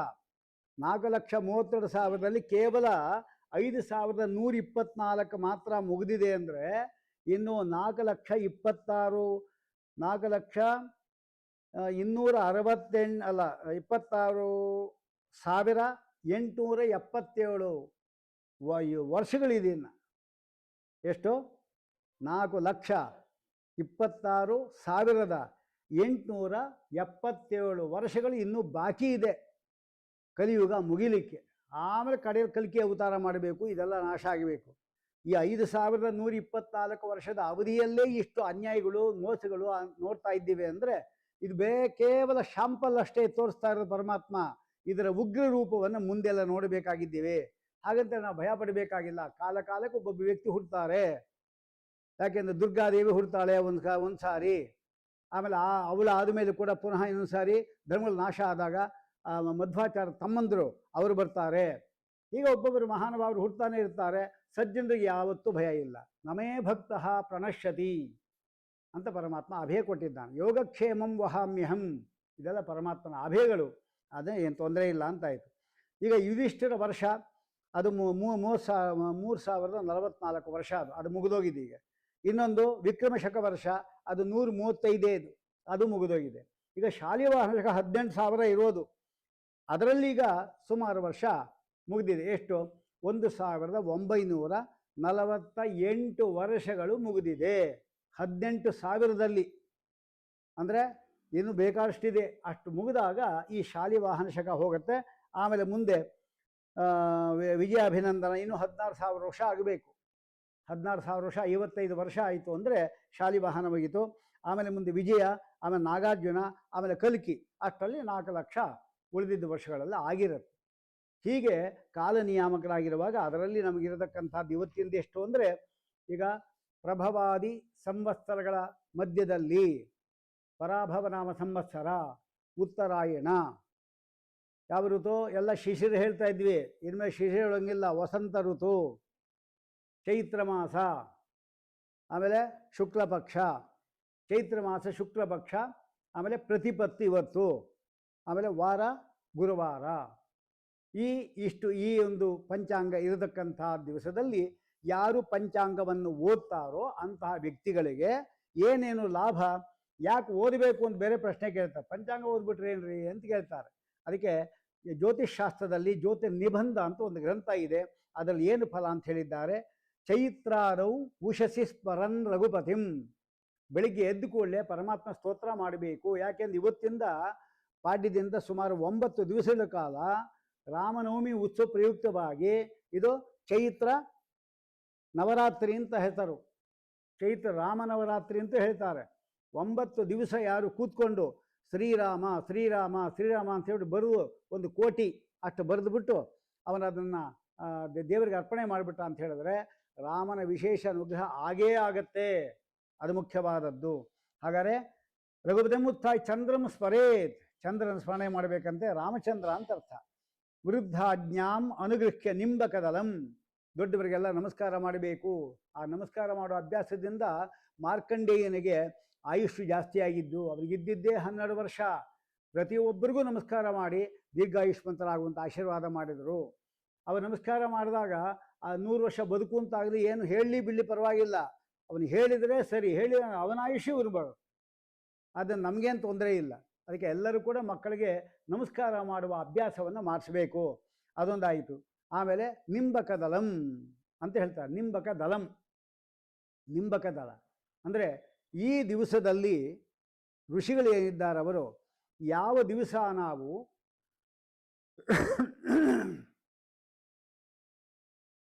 ಯಾವ ಒಂದು ಗಿಡದ ಎಲೆಗಳನ್ನು ಅಥವಾ ಬಳ್ಳಿಗಳನ್ನು ಅಥವಾ ಒಂದು ಕಾಷ್ಟ ಇರುತ್ತಲ್ಲ ಅದನ್ನು ನಾವು ದೇಹಕ್ಕೆ ಅಪ್ಲೈ ಮಾಡಿಕೊಂಡ್ರೆ ಯಾವ್ಯಾವ ರೋಗ ಹೋಗುತ್ತೆ ಅಂತ ಅವ್ರು ಕಂಡುಹಿಡ್ಕೊಂಡ್ರು. ಅದೆಲ್ಲ ಪರಮಾತ್ಮನ ಅನುಗ್ರಹದಿಂದ ಅವರಿಗೆ ಜ್ಞಾನದೃಷ್ಟಿ ಗೋಚರ ಆಯಿತು. ಅದಕ್ಕೆ ಮಾಘ ಮಾಸದ ಸಪ್ತಮಿ ದಿವಸದಲ್ಲಿ ಅರ್ಕಪತ್ರ, ವಿಜಯದಶಮಿ ದಿವಸ ಶಮೀಪತ್ರ, ಅದು ಮುಟ್ಟಿದರೂ ಸಾಕು ಶಮೀಪತ್ರ. ಈಗ ಒಂದೊಂದಕ್ಕೂ ಒಂದೊಂದು ಪತ್ರ ಕೊಟ್ಟರು. ಹಾಗೆ ಇದಕ್ಕೂ ಕೂಡ ಒಂದು ಪತ್ರ ಕೊಟ್ಟರು. ಅದು ಯಮಧರ್ಮ ರಾಜ ಇದ್ದ ಅವನಿಂದ ಅಭಿಮನ್ಯಮಾನವಾಗಿರತಕ್ಕಂಥ ಯಾವುದದು ಬೇವಿನ ಎಲೆ, ಅದು ನಿಂಬಕ ದಲಂ ಅಂತ. ನಿಂಬಕ ಅಂದರೆ ನಿಂಬೆ ಗಿಡದ್ದಲ್ಲ, ಗೊತ್ತಾಗಲ್ಲ ಸಂಸ್ಕೃತದಲ್ಲಿ. ನಿಂಬ ಅಂತ ಹೇಳಿದರೆ ಬೇವಿಗೆ ಹೇಳ್ತಾರೆ. ಆದ್ದರಿಂದ ಅಂಥ ಬೇವು ಏನಿದೆ ಅದಕ್ಕೆ ಬೆಲ್ಲವನ್ನು ಕೂಡ ಸೇರಿಸಿ ಪುಷ್ಪಗಳು ಸೇರಿಸ್ಕೊಂಡು ಅದನ್ನು ದೇವರಿಗೆ ನಿವೇದನೆ ಮಾಡಿ ನಾವು ಅದನ್ನು ತಿನ್ನೋದು. ಕೆಲವರು ಬರೀ ಬೆಲ್ಲ ಮಾತ್ರ ತಿಂತಾರೆ, ಇದು ಯಾವುದು ಇದನ್ನು ಬಿಟ್ಬಿಡ್ತಾರೆ. ಹಾಗೆ ಮಾಡಬಾರ್ದು. ವಸ್ತುತಃ ಎಲೆ ಮತ್ತು ಬೆಲ್ಲ ಎಷ್ಟು ತಿಂದರೂ ಪರವಾಗಿಲ್ಲ. ಬೆಲ್ಲ ಒಂಚೂರು ತಿಂದರೆ ಅದು ಆಯುರ್ವೇದದಲ್ಲಿ ಯಾವುದೇ ವಸ್ತು ಒಂದು ತಿಂದರೆ ಒಂದು ವಿಷ, ಒಂದು ಲಾಭ, ಅದಕ್ಕೆ ಇನ್ನೊಂದು ಸೇರಿಸ್ಬಿಟ್ರೆ ಅದಕ್ಕೆ ಅನುಪಾನ ಅಂತ ಹೇಳ್ತಾರೆ. ಆ ಬೆಲ್ಲ ಸೇರಿಸ್ಕೊಂಡು ನಾವು ತಿಂದಿವಿ ಅಂತ ಹೇಳಿದ್ರೆ ವಿಶಿಷ್ಟ ಫಲ. ಅದಲ್ಲದೆ ನಮಗೆ ಈ ದಿವಸದಲ್ಲಿ ಸುಖ ಬರ್ಬೋದು, ದುಃಖ ಬರ್ಬೋದು, ಎರಡಕ್ಕೂ ಕೂಡ ನಾವು ತಯಾರಾಗಿದ್ದೇವೆ ಅಂತ ಒಂದು ಹೇಳೋದು. ಇದಕ್ಕೆ ಕಹಿ ಏನಿದೆ ಅದಕ್ಕೆ ದೇವತೆ ಯಮಧರ್ಮನಾದರೆ, ಬೆಲ್ಲ ಇದಲ್ಲ ಅದಕ್ಕೆ ಬೆಲ್ಲಕ್ಕೆ ದೇವತೆ ಯಾರು? ರುದ್ರದೇವ. ಒಬ್ಬನ ಮೃತ್ಯುವನ್ನು ಮಾಡುವವನು, ಇನ್ನೊಬ್ಬನ ಮೃತ್ಯುವನ್ನು ಪರಿಹಾರ ಮಾಡುವವನು. ಅದಕ್ಕೆ ಎರಡಕ್ಕೂ ನಾವು ರೆಡಿ ಇದ್ದೇವೆ. ಅದ್ಯೈವ ಮರಣ ಮಸ್ತು ಯುಗಾಂತರೇವ. ಇವತ್ತು ಮರಣ ಬಂದು ನಾವು ರೆಡಿ ಇದ್ದೇವೆ. ಯಾಕೆಂದರೆ ಯಾರಿಗೆ ಭಯ ಇರುತ್ತೆ? ಕಳ್ಳರಿಗೆ ಭಯ, ತಮ್ಮ ನೆರಳು ನೋಡಿಕೊಂಡೇ ಅವ್ರಿಗೆ ಭಯ, ಪೊಲೀಸ್ ಬಂದರೇನು ಅಂತ, ಅವರದೇ ನೆರಳದು. ಹೀಗೆ ಯಾರು ನಿಜವಾದ ಧರ್ಮ ಕಾರ್ಯವನ್ನು ಮಾಡಿಲ್ಲ ಅಂಥವ್ರಿಗೆ ಸತ್ತೋಗ್ತಿಸೋ ಭಯ ಪಡ್ತಾ ಇರ್ತಾರೆ. ಎಲ್ಲ ಸಾಧನೆ ಮಾಡಿದರೆ ನಮಗೇನಿಲ್ಲಪ್ಪ, ಯಾವತ್ತು ಬೇಕು ಇದು ಮಾಡು ಅಂತ. ದುರ್ಯೋಧನ, ರಾವಣ ಮತ್ತು ಕುಂಭಕರ್ಣ, ವಿಭೀಷಣ 3 ಜನರು ಕೂಡ ಸೇರಿದರು.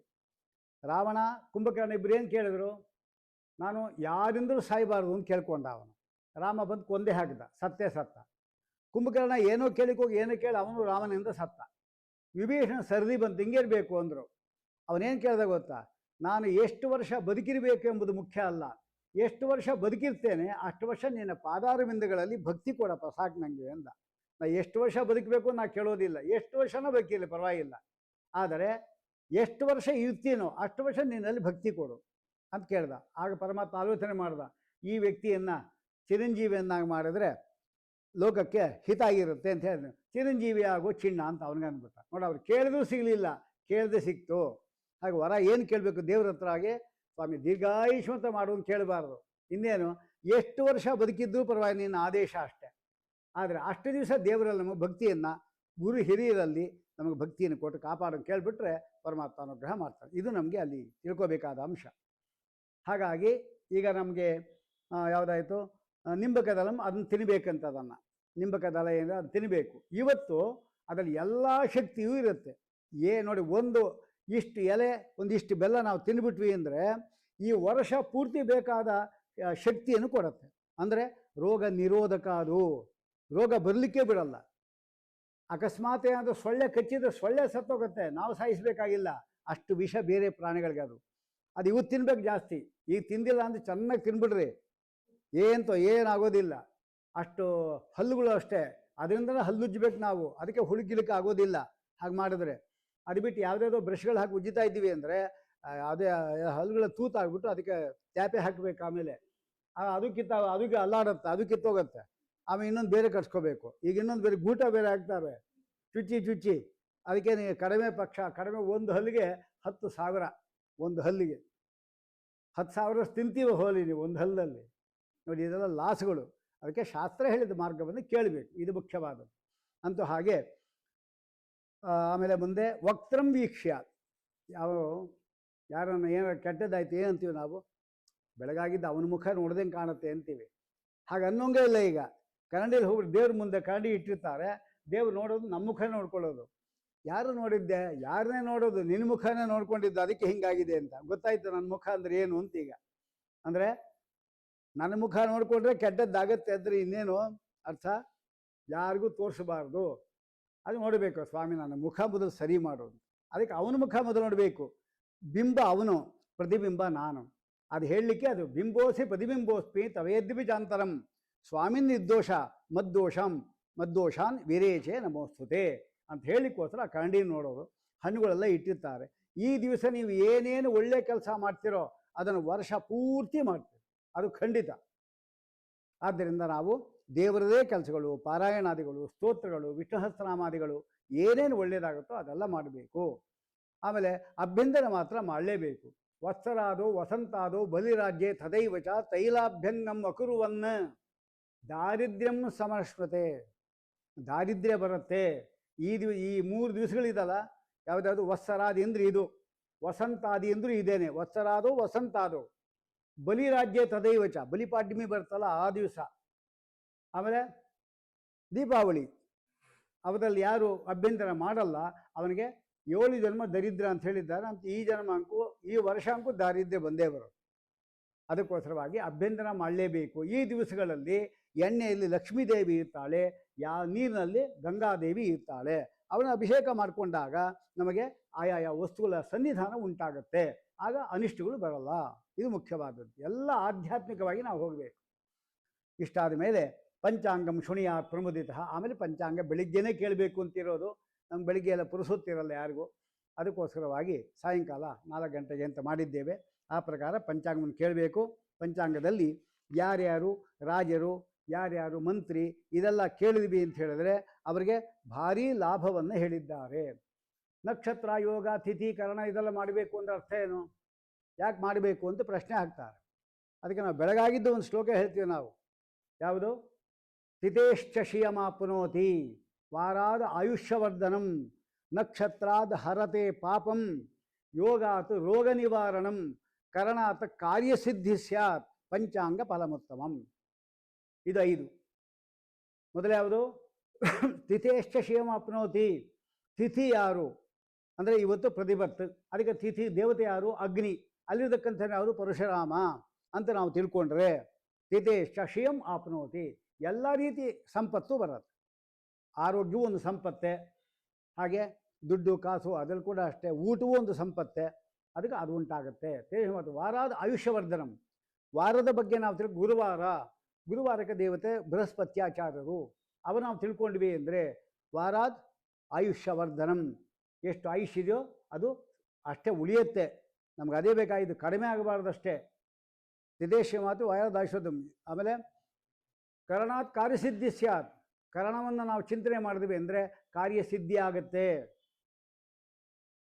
ತಿಥೇಶ ಶೇಮಾಪ್ನೋತಿ ವಾರಾದ್ ಆಯುಷ್ಯವರ್ಧನಂ ನಕ್ಷತ್ರಾದ್ ಹರತೆ ಪಾಪಂ.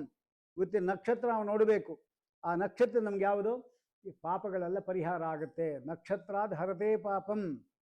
ಯೋಗ ಅಥವಾ ರೋಗ ನಿವಾರಣಂ, ಯೋಗವನ್ನು ತಿಳ್ಕೊಂಡಿವೆ ಅಂದರೆ ರೋಗ ನಿವಾರಣೆ ಆಗುತ್ತೆ, ಕಾರಣದಿಂದ ಕಾರ್ಯಸಿದ್ಧಿ ಆಗುತ್ತೆ. ಅದಕ್ಕೆ ಪಂಚಾಂಗವನ್ನು ಕೇಳಬೇಕು ಅಂತ ಅಲ್ಲೇ ಶಾಸ್ತ್ರದಲ್ಲಿ ಹೇಳಿದ್ದಾರೆ.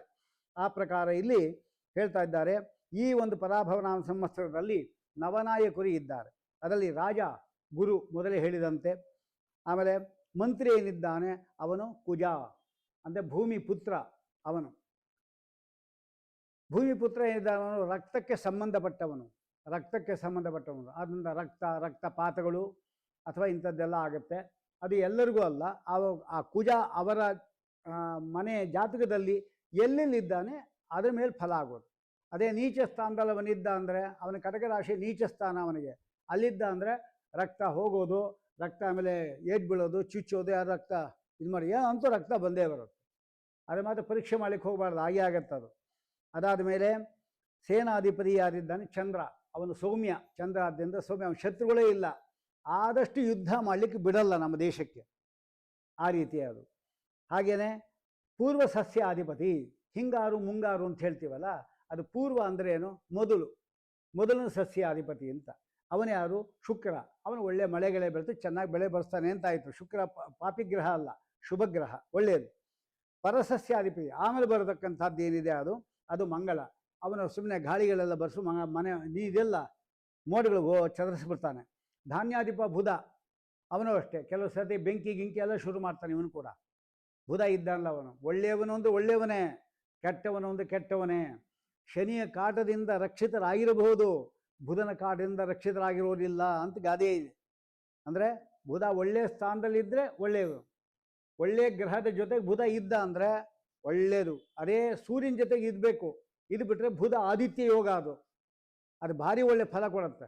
ಸಾಮಾನ್ಯವಾಗಿ ಬುಧ ಏನಿದ್ದಾನವನು ಸೂರ್ಯ ಇರೋ ಮನೆಯಿಂದ ಒಂದು ಹಿಂದಿನ ಮನೆ, ಒಂದು ಸೂರ್ಯ ಇರೋ ಮನೆ, ಒಂದು ಅವರ ಮುಂದಿನ ಮನೆ ಇರ್ತಾನಷ್ಟೇ, ಅದಕ್ಕಿಂತ ಮೇಲಿರಲ್ಲ. ಶುಕ್ರ ಏನಿದ್ದಾನವನು ಸೂರ್ಯಕ್ಕಿಂತ 2 ಮನೆ ಹಿಂದೆ, 2 ಮನೆ ಮುಂದಿರ್ತಾನೆ. ಆಮೇಲೆ 3 ಇತ್ತು ಒಂದು ಜಾತಕನ ಸುಳ್ಳು. ಇಷ್ಟು ನಿಖರವಾಗಿ ನಾವು ಹೇಳ್ಬಿಡ್ಬೋದು. ಆದ್ದರಿಂದ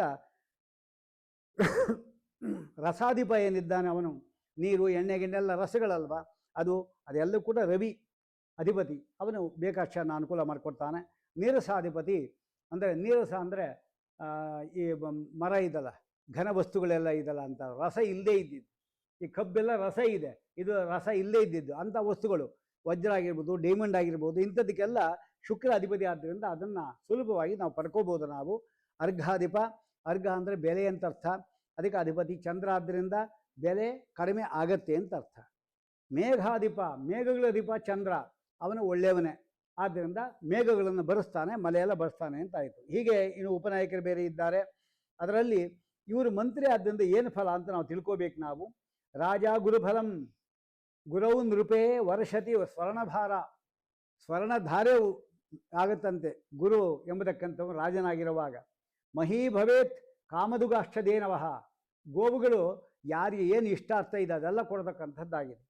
ಈ ವರ್ಷ ಪೂರ್ತಿ ನಾವು ಗುರು ರಾಜನಾಗಿದ್ದರಿಂದ ರಾಘವೇಂದ್ರ ಸ್ವಾಮಿ ಗುರುರಾಜರು ಇದ್ದಾರಲ್ಲ, ಅವರನ್ನು ಭದ್ರ ಹಿಡಿಬೇಕು. ನಿಮ್ಗೇನು ಕೆಲಸ ಬೇಕಾದ್ರೂ ಆಗೋಗುತ್ತೆ. ಈಗ ಅವ್ರದ್ದೇ ಭದ್ರ. ಈಗ ಅದೇ ಜಯಂತಿ ವಿಪ್ರಾಹ ಬಹವೋ ಅಗ್ನಿಹೋತ್ರಿಣಃ, ಬ್ರಾಹ್ಮಣರೆಲ್ಲ ಗೆಲ್ತಾರಂತೆ. ಯಾರು ಬೇಕಾ ಓಟು ನಿಂತ್ಕೊಳ್ಬೇಕಾ ಗೆದ್ದು ಬಿಡ್ತಾ ಇದೆ ಸರ್. ಯಾಕೆ? ಗುರುವಿನ ಅನುಗ್ರಹ ಇದೆ ಬ್ರಾಹ್ಮಣರಿಗೆ. ಅದಕ್ಕೆ ಅಗ್ನಿಹೋತ್ರಿಣಃ, ಒಳ್ಳೊಳ್ಳೆ ಅಗ್ನಿಹೋತ್ರಾದಿ ಹೋಮಗಳು ಮಾಡ್ತಾರೆ. ಮಹೋತ್ಸವ, ಎಲ್ಲಿ ನೋಡೋ ಅಲ್ಲಿ ಉತ್ಸವ ನಡೆಯುತ್ತೆ. ಸರ್ವಜನ ಅನುವರ್ತತೆ, ಇದು ಗುರುವಿನ ರಾಜ್ಯದ್ದು. ಮಂತ್ರಿ ಮಂಗಳ, ಅವನು ಕುಜ ಮಂತ್ರಿಗಿಂದ ಸ್ವಲ್ಪ ಮಳೆ ಕೊಡ್ತಾನೆ. ಅವನು ಬೆಂಕಿ, ಕುಜ ಅಂದರೆ ಬೆಂಕಿ. ಸಸ್ಯಗಳ ಧಾನ್ಯಗಳ ಬೆಲೆ ಹೆಚ್ಚಾಗತ್ತೆ, ಕಳ್ಳರಿಗೆ ಲಾಭ. ಈಗ ಕಳ್ಳರಲ್ಲಿ ಸಿಲಿಂಡ್ರೆಲ್ಲ ಬಚ್ಚಿಟ್ಬಿಟ್ಟಿದ್ರಲ್ಲ ಕಳ್ಳರು, ಅದೆಲ್ಲ ಇವರಿಂದ ಈಗಲೇ ಶುರು ಮಾಡಿಬಿಟ್ರು, ಅದನ್ನು ತೋರಿಸ್ಕೊಬಿಟ್ರು ಅವರು ಏನಾಗತ್ತೆ ಅಂತ. ಕುಜನ್ಗೆ ಅದು ಕೆಂಪಿಗೆ ಇರೋದು, ಅದು ಅಲ್ಲ ಸಿಲಿಂಡರ್ ಕೆಂಪಿಗೆ ಇರೋದಾದ್ದರಿಂದ ಕೆಂಪು ಅಂದರೆ ಕುಜಾನೆ, ಸರಿಯಾಗಿ ತೋರಿಸ್ಬಿಟ್ರು ಅವರು. ಆಮೇಲೆ ಸೇನಾಧಿಪ ಏನಿದ್ದ ಅವನು ಚಂದ್ರ ಸೇನಾಪತಿ ಅದು ಉತ್ತಮ ಮಳೆ ಕೊಡ್ತಾನೆ, ಧಾನ್ಯಗಳು ಉತ್ತಮ ಕೊಡ್ತಾನೆ, ನೀರೋಗಿ ಪ್ರಜೆಗಳಿರ್ತಾರೆ, ಗೋವುಗಳು ಹಾಲು ಕೊಡುತ್ತೆ. ಯಾಕೆ ಹಾಲಿಗೂ ದೇವತೆ ಅವನೇ, ಗೋವಿಗೂ ದೇವತೆ ಅವನೇ. ಯಾರ್ಯಾರು ಅವನ ಅಧಿಪತಿನೋ ಅವನು ಅಂತೊಟ್ಟು ಸುಖವಾಗಿರ್ತಾರೆ ಅಂತ ಅರ್ಥ ಆಯಿತು. ಅಧಿಪತಿ ಅಂತ ಸ್ವಲ್ಪ ನಾನಾ ವಿಧ ವ್ಯಾಧಿಗಳು ಬರುತ್ತೆ, ಇಲ್ಲ ಅಂತಲ್ಲ. ಧಾನ್ಯಾಧಿಪ ಯಾರು ಅಂದರೆ ಬುಧ ಅಂತ ಹೇಳ್ತಾ ಇದ್ದಾರೆ. ಧಾನ್ಯಾಧಿಪ ಬುಧ. ಅವನಿಗೆ ಪ್ರಪಂಚದಲ್ಲೆಲ್ಲ ಸಕಾಲಕ್ಕೆ ಮಳೆ ಬೀಳುತ್ತೆ, ಧಾನ್ಯಾಧಿಪ ಅವನಾಗಿದ್ದರಿಂದ. ಬೆಳೆ ಕಾಡುಗಳು ಉತ್ತಮ ರೀತಿಯಲ್ಲಿ ಬೆಳೆಯುತ್ತೆ, ಎಲ್ಲ ಸುಖ ಅನುಭವಿಸ್ತಾರೆ. ಆದ್ದರಿಂದ ಬುಧ ಸೌಮ್ಯ ಗ್ರಹ ಆದ್ದರಿಂದ ಅವನಿಗೆ ಈ ಫಲ ಬರುತ್ತೆ. ರಸಾಧಿಪ ರವಿ ಇದ್ದಾನೆ, ಅವನು ಬೆಲ್ಲ, ತುಪ್ಪ, ಎಣ್ಣೆ, ಆಮೇಲೆ ಜೇನುತುಪ್ಪ ಇದೆಲ್ಲವೂ ಕೂಡ ಬೆಲೆ ಕಡಿಮೆ ಆಗಿಬಿಡುತ್ತೆ, ಅದು ಬೆಲೆ ಕಡಿಮೆ ಆಗುತ್ತೆ ಅಂತ ಅರ್ಥ. ಶುಕ್ರ ಏನಿದ್ದಾನೆ ಅವನು ನೀರಸಾಧಿಪತಿ ಆದ್ದರಿಂದ, ನೀರಸ ಅಂದರೆ ರಸ ಇಲ್ಲದೆ ಇದ್ದಿದ್ದು, ಈ ಕರ್ಪೂರ, ಪಚಕರ್ಪೂರ, ಅಗರು, ಸುಗಂಧ ಇದೆಲ್ಲ ಇರುತ್ತಲ್ಲ, ಪರಿಮಳ ವಸ್ತುಗಳು, ಅದು ರೇಷ್ಮೆ, ಇಂಥದ್ದೆಲ್ಲವೂ ಕೂಡ ಸ್ವಲ್ಪ ಕಡಿಮೆ ಬೆಲೆಯಲ್ಲಿ ಸಿಗತ್ತೆ ಅಂತ ಅರ್ಥ. ಹೀಗೆ ಅರ್ಘಾಧಿಪ ಚಂದ್ರ ಆದ್ದರಿಂದ ಬೇಕಾದಷ್ಟು ಮಳೆಯನ್ನು ಕೊಡ್ತಾನೆ. ಅಂತೂ ಟೋಟಲಿ ವಿಚಾರ ಮಾಡುವ ನಮಗೇನಾಯಿತು, ಇವರೆಲ್ಲರೂ ಕೂಡ ಒಳ್ಳೆಯ ಗ್ರಹಗಳೇ ಇರೋದರಿಂದ ಒಳ್ಳೆ ಮಳೆ ಅಂಕೂ ಚೆನ್ನಾಗಿ ಬರುತ್ತೆ, ಮಳೆಗೇನು ಭಯ ಪಡಬೇಕಾಗಿಲ್ಲ, ಎಲ್ಲ ತುಂಬ ಹರಿಯತ್ತೆ, ಅದೊಂದಾಗುತ್ತೆ. ಹಾಗೆ ಪಶುಪಾಲಕ ಯಾರು ಅಂತ ನೋಡಬೇಕು. ನಾವೆಲ್ಲ ಪಶುಗಳು, ಅವನು ಪಶುಪತಿ. ಅದ್ಯಾರು ಅಂದರೆ ಕೃಷ್ಣ ಪರಮಾತ್ಮನೇ. ಕೃಷ್ಣ ಪರಮಾತ್ಮ ನಮಗೆ ಅತ್ಯಂತ ಬೇಕಾಗಿದ್ದು ಅವನು. ಯಾಕೆಂದರೆ ಕೃಷ್ಣಾರ್ಪಣ ಮಸ್ತು ಹೇಳೋದು ಅವನಿಗೆ ತಾನೇ, ಅದು ನೀ ಮಾಡಿಸಿದ್ದು ನಿಂಗೇನಪ್ಪ ಅಂತ ಹೇಳ್ಬೋದು. ಆದ್ದರಿಂದ ಎಲ್ಲ ಪಶುಗಳು ಕೂಡ ಆರೋಗ್ಯದಿಂದ ಇರ್ತವೆ, ರೋಗ ಇಲ್ಲದೆ. ಯಾಕೆಂದರೆ ಅವನ ಕಾಲದಲ್ಲಿ ಯಾವ ರೀತಿ ಎಲ್ಲ ಪಶುಗಳಿಗೆ, ಗೋಪಾಲಕರಿಗೆ, ಗೋವುಗಳಿಗೆ ರಕ್ಷಣೆ ಮಾಡೋಣ, ಹಾಗೆ ಹುಲ್ಲು ಮೇವು ಸಮೃದ್ಧವಾಗಿ ಸಿಗತ್ತೆ.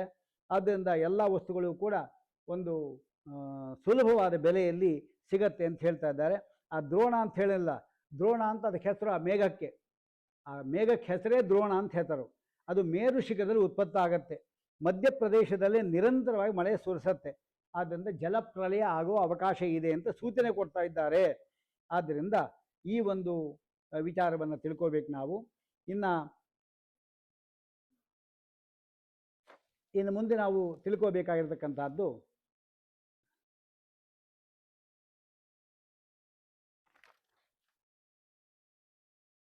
ನಕ್ಷತ್ರಗಳಿಗೆ ಕಂದಾಯ ಅಂತ ಕೂಡ ಒಂದಿದೆ. ಕಂದಾಯ ಅಂತ ಹೇಳಿದ್ರೆ ಕಂ ಸುಖಂ ದದಾತಿ, ಸುಖವನ್ನು ಉಂಟು ಮಾಡತಕ್ಕಂಥದ್ದು ಅದು. ಅಥವಾ ದಾಯ ಅಂದರೆ ಆದಾಯ, ಅದನ್ನು ಕುತ್ಸಿತವನ್ನಾಗಿ ಮಾಡೋದು, ಅದಕ್ಕೆ ಕಂದಾಯ ಅಂತ ಹೇಳ್ತಾರೆ. ಅಂದರೆ ಏನು, ಎಷ್ಟು ಒಳ್ಳೆಯದು ನಿಮಗೆ, ಎಷ್ಟು ಕೆಟ್ಟದ್ದು, ಎಷ್ಟು ರೂಪಾಯಿ ನೀವು ಸಂಪಾದನೆ ಮಾಡ್ತೀರಿ, ಎಷ್ಟು ಖರ್ಚಾಗತ್ತೆ. ಕೆಲವರಿಗೆ ಸಂಪಾದನೆ ಕಡಿಮೆ, ಖರ್ಚು ಮಾಡೋದು ಜಾಸ್ತಿ ಆಯಿತು ಅಂದರೆ ಆಗ ನಾವು ಹೇಳ್ತೀವಲ್ಲ, ಹಾಸಿಗೆ ಇದ್ದಷ್ಟು ಕಾಲು ಚಾಚಬೇಕು, ಕಾಲಿದ್ದಷ್ಟು ಹಾಸಿಗೆ ಚಾಚೋದು ಆಗಲ್ಲ ಅಲ್ವಾ. ನಮಗೆ ಎಷ್ಟು ಉದ್ದ ಕಾಲಿದ್ದು ಅಷ್ಟು ಚಾಚೋದಲ್ಲ, ಹಾಸಿಗೆ ಎಷ್ಟಿದೆ ಅಷ್ಟು ನೋಡಬೇಕು ನಮಗೆ. ಹಾಗೆ ನಮ್ಗೆ ಎಷ್ಟು ಆದಾಯ ಇದೆ ಅದರ ಮೇಲೆ ನೋಡಬೇಕು. ಅದಕ್ಕೆ ಒಂದೊಂದು ನಕ್ಷತ್ರಕ್ಕೆ ಒಂದೊಂದು ಹೇಳಿದ್ದಾರೆ. ಅದರಲ್ಲಿ ಅಶ್ವಿನಿ ನಕ್ಷತ್ರಕ್ಕೆ 3 ಭಾಗ ಇದೆ. ಅಂದರೆ 4 ತಿಂಗಳಿಗೆ. ಮೊದಲು 4 ಅಂದರೆ ಏನು, ಚೈತ್ರ, ವೈಶಾಖ, ಜ್ಯೇಷ್ಠ, ಆಷಾಢ 4 2 ರೂಪಾಯಿ ಲಾಭ. ಆಮೇಲೆ ಇದರಲ್ಲಿ ಪುನಃ 2 ಸಂಖ್ಯೆ ಇರಬೇಕು. ಶೂನ್ಯ ಇತ್ತು ಅಂದರೆ, 3 ಶೂನ್ಯ ಇತ್ತು ಅಂದರೆ ಅವನ ಜೀವನ ಭಾರಿ ಕಷ್ಟ, 0 ಇರಬಾರ್ದು. ಹಾಗಾದರೆ ಅಶ್ವಿನಿ ನಕ್ಷತ್ರದ ಯಾರು ಇದ್ದರೆ 2, 2, 1 ಅಂದರೆ ಮೊದಲನೇ ಭಾಗದಲ್ಲಿ 4 ತಿಂಗಳು 2, ಆಮೇಲೆ 2 ಪುನಃ ದ್ವಿತೀಯದಲ್ಲೂ 2 ಪರವಾಗಿಲ್ಲ, ಆಮೇಲೆ 1 ಜೀವನ ಮಾಡ್ಕೊಂಡು ಹೋಗ್ಬೋದು. ಭರಣಿಗೆ 5, 0, 5, 5, 0, 4 ಭರಣಿ ನಕ್ಷತ್ರದವ್ರಿಗೆ. ಅಂದರೆ ಮೊದಲು ಪರವಾಗಿಲ್ಲ, ಕಡೆ ಪರವಾಗಿಲ್ಲ, ಮಧ್ಯ ಶೂನ್ಯ, ಹುಷಾರಾಗಿರಬೇಕು. ಕೃತಿಕಾ ನಕ್ಷತ್ರಕ್ಕೆ 0, 1, 2 ಮೊದಲನೇ 0 ಇದೆ, ಮೊದಲು 4 ತಿಂಗಳು ಹುಷಾರಾಗಿರಬೇಕು. ರೋಹಿಣಿ ನಕ್ಷತ್ರ 3, 2, 0, ಮೃಗಶಿರ 6, 0, 3, ಆರ್ದ್ರ 1, 1, 1 ಅಂತ 0 ಅಂಕು ಇಲ್ವಲ್ಲ, ಒಂದೊಂದು ನಂಬರ್ ಇದೆ, ಪರವಾಗಿಲ್ಲ. ಪುನರ್ವಸು 4, 2, 4 ಪುನರ್ವಸು ನಕ್ಷತ್ರ ಅಂದರೆ ಅವ್ರಿಗೇನು ಪರವಾಗಿಲ್ಲ. ಪುಷ್ಯ 7, 0, 2, ಆಶ್ಲೇಷ 2, 1, 0. ಆಮೇಲೆ ಮಖ ನಕ್ಷತ್ರ 5, 2, 3. ಪೂರ್ವ ಫಲ್ಗುನಿ ಪುಬ್ಬ ಅಂತ ಹೇಳ್ತಾರೆ. 0, 0, 1 ಅಂದರೆ 8 ತಿಂಗಳು ಹುಷಾರಾಗಿರಬೇಕು ಸೊನ್ನೆಗಳೇ. ಉತ್ತರ ಫಲ್ಗುನಿ 3, 1, 4. ಹಸ್ತ ನಕ್ಷತ್ರ 6, 2, 2. ಚಿತ್ತ 1, 0, 0. ಸ್ವಾತಿ 4, 1, 3. ವಿಶಾಖ ನಕ್ಷತ್ರ 7, 2, 1. ಅನುರಾಧ ನಕ್ಷತ್ರ 2, 0, 4. ಜ್ಯೇಷ್ಠ ನಕ್ಷತ್ರ 5, 1, 2. ಮೂಲ ನಕ್ಷತ್ರ 0, 2, 0. ಪೂರ್ವಾಷಾಢ 3, 0, 3. ಉತ್ತರಾಷಾಢ 6, 1, 1. ಶ್ರವಣ 1, 2, 4. ಧನಿಷ್ಠ 4, 0, 2. ಶತಭಿಷ 7, 1, 0. ಪೂರ್ವಭಾದ್ರ 2, 2, 3. ಉತ್ತರಾಭಾದ್ರ 5, 0, 1. ರೇವತಿ 0, 1, 4. ಹೀಗೆ ಕಂದಾಯಗಳನ್ನು ಹೇಳಿದ್ದಾರೆ. ಇದನ್ನು ನಾವು ತಿಳ್ಕೊಂಡು ದುಡ್ಡು ಕಾಸು ಬಂದಿದ್ದನ್ನು 0 ಇರೋ ಜಾಗ ಕೂಡ ಸರಿಯಾಗಿ ತಗುಲುವಂತೆ ರಕ್ಷಣೆ ಮಾಡಿ ಇಟ್ಕೋಬೇಕು. ಇನ್ನು ಯಾವ ನಕ್ಷತ್ರದವರು ಏನೇನು ಮಾಡ್ತಾರೆ ಅಂತ ಸಂಕ್ಷೇಪವಾಗಿ ಬೇರೆ ಹೇಳಿದ್ದಾರೆ.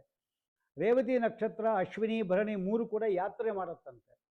ಯಾತ್ರೆ ಮಾಡೋರಿದ್ದಾರೆ ಇದರಲ್ಲಿ.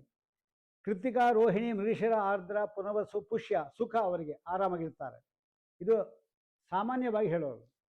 ಆಮೇಲೆ ಪೀಡ, ಆಶ್ಲೇಷ, ಮಘ, ಪೂರ್ವ ಫಲ್ಗುನಿ 3 ಜನ ಹುಷಾರಾಗಿರ್ಬೇಕು ಇವರು. ಆಮೇಲೆ ವಸ್ತು ಲಾಭ ಉತ್ತರ, ಹಸ್ತ, ಚಿತ್ತ, ಸ್ವಾತಿ, ವಿಶಾಖ, ಅನುರಾಧ ನಕ್ಷತ್ರ ವಸ್ತು ಲಾಭ. ಯಾವುದೋ ವಸ್ತು ಲಾಭ ಆಗುತ್ತಂತೆ ಇವರಿಗೆ. ದ್ರವ್ಯ ಹಾನಿ ಜ್ಯೇಷ್ಠ, ಮೂಲ, ಪೂರ್ವಾಷಾಢ ದುಡ್ಡಿದ್ರೆ ಹಾನಿಯಾಗತ್ತೆ.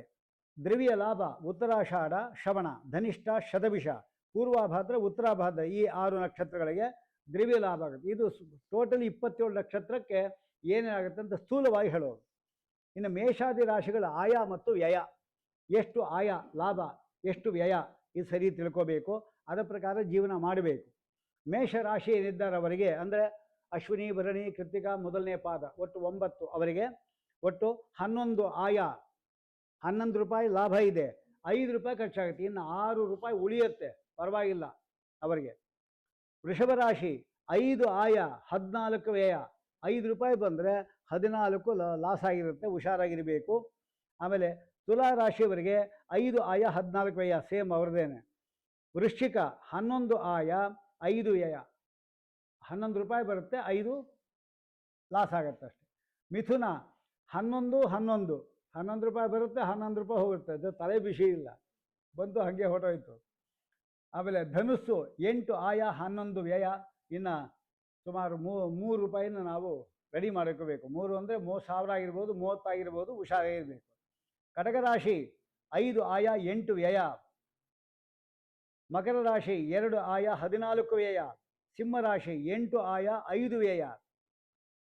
ಕುಂಭರಾಶಿಗೆ 2 ಆಯ, 14 ವ್ಯಯ.